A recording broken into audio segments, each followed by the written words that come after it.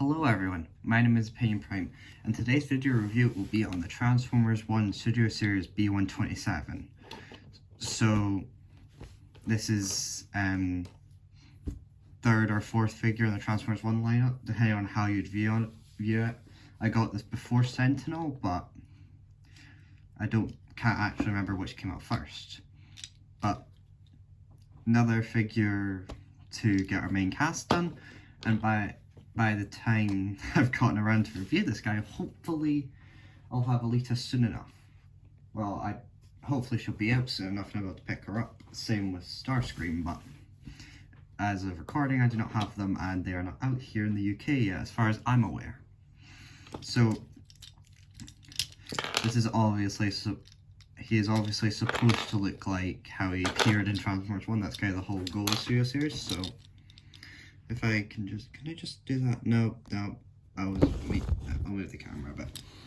So, he has like the gunmetal spread about, but unfortunately, they just don't have the budget to make it like fully gold in that. But, that's what I've been doing with the rest of the figures. So, I wanted to put out a review of this guy and then I'll custom paint him in that. And once I've done this guy and like finished up with Optimus, Megatron, and Sentinel, I'll probably make a video on all of them showing off like the customizations I've done. I think Sentinel is probably the most customized, but you know, I'll just get back onto the figure because that's for a different video. So he doesn't come with the battle mask, which I wished he did, but I understand he did come with a lot of accessories already. But he looks fairly accurate. Looking at his face, I can hear Keegan-Michael Key coming out with that, for better or for worse. Probably for worse, to be honest, but well. So onto accessories, he comes with one of the Shadow Tracker blasters. Unpainted, obviously, because no budget. He comes with two arm cannons, which just go onto the arm. No, putting that on the wrong hand. They go onto the hand like this. So he has his blasters now. And then he comes with his little swords as well that you can stick onto the blasters. So you can just have his full kit.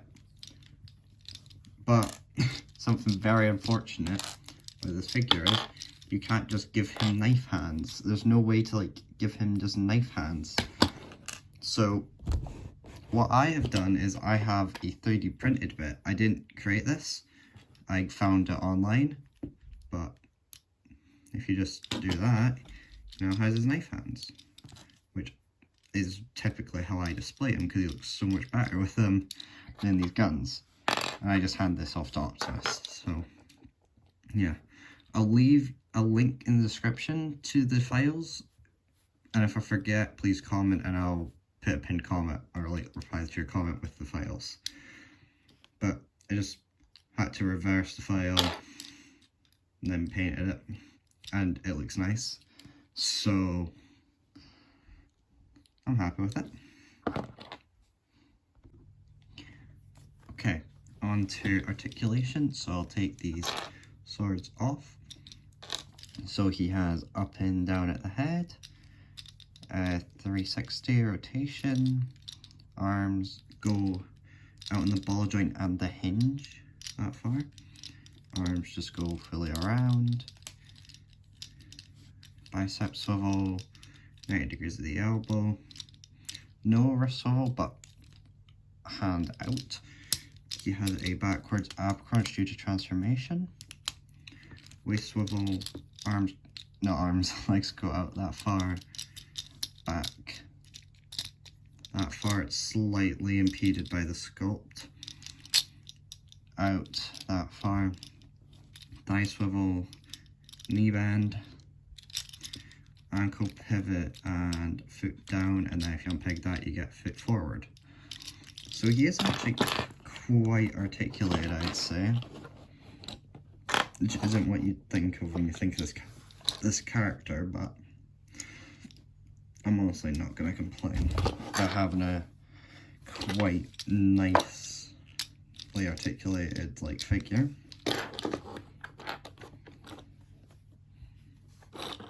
So guess I should get on to transformation of the accessories away.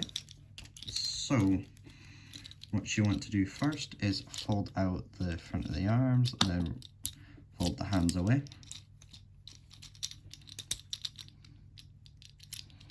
And then you want to flip in the heels. He doesn't really need the heels, but it's nice. So fold the feet down. Now you want to peg it, like push it all together. Then unpeg the back, unfold that piece for the back of the car, then pull up the entire chest and fold in that piece. Push the legs down, push them back up, make sure they all peg together, make sure it's all straight. Then fold down the feet, including the back pieces, and then accordion the arms so you can get, there's a hole there, peg there, so just go into that. So rotate the arms before you do that, press it into there, and then you want the arm to just all line up. That peg and that peg go into that hole in there and that hole there. You just want to peg it all together. I'm struggling more than I really should with the deluxe figure. Oh my god. Okay. It's kind of annoying sometimes to get everything clicked together, but when you do, you get his alt mode, which is like perfect. Don't really know what else to say. It's as perfect as you can realistically get it. It looks like his computer mouse. I mean, not as much as the gamer edition, but you could still probably play Minecraft on it. But it's just the design. I do like these little swooping things at the back. It does look nice, but it's as screen accurate as you can get it. So I guess I should start wrapping this up. This has been a short review, shorter than I'd intended, but like when a figure is like this perfect and got like barely any issues, there's not really a lot to say. My only issues is wish he maybe had wrist swivels and a masked face. But apart from, oh yeah, and with the knife hands, like you could actually like use it as just like knife hands, but like apart from that, I don't really have any major issues with the figure. So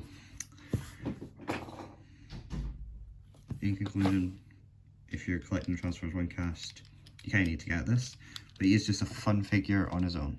So my name has been Opinion Prime. Have a good rest of your day. Signing off.